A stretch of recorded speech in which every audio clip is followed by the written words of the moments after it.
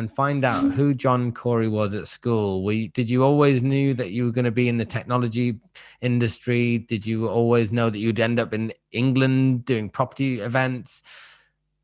What kind of person were So you at school? Were you studious, or were you simple answer to the diving? first one, first two were no. I don't think I was thinking along the lines of future at that point. So I went to a parochial school locally. You walk to school, you go to class, and all the rest of it. I was okay in some things, and I was very good in some other things. And in particular, I have some sort of learning disability, whatever that means, when it comes to spelling. So as my fifth grade teacher told my mother, he would be number one in the class if it wasn't for spelling. So he's fifth in the class. And I would get like 1 right out of 25 in a spelling test. And then I'd have to spend the weekend writing all 24 that I got wrong 50 times each or something. It's like, oh my God.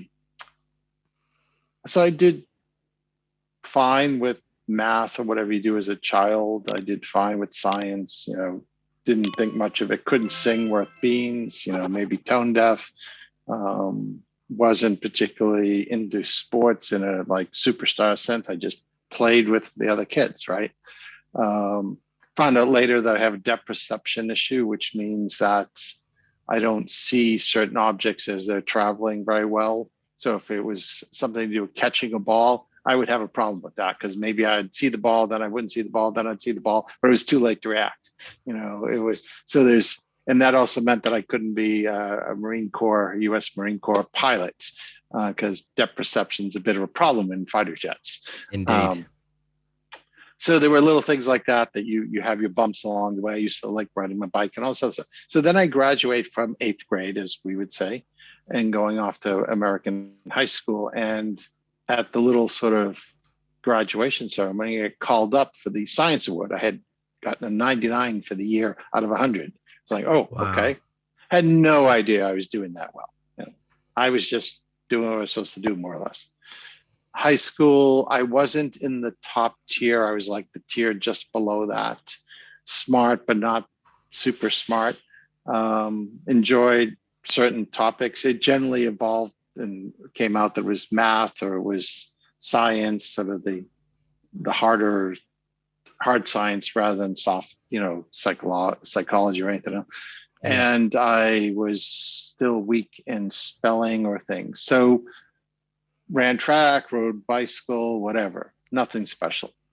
Go off to, I figured out by the time I got out of high school, I wanted to be some sort of engineer. Thought I'd be a mechanical engineer because I had this fascination with the auto industry. I did a little bit of programming in high school, so that would have been in the 70s. Then I did some more programming at university, and I switched from mechanical engineering to computer science. And that really came down to, I remember one class I was in, and it's like, okay, this is not going so well.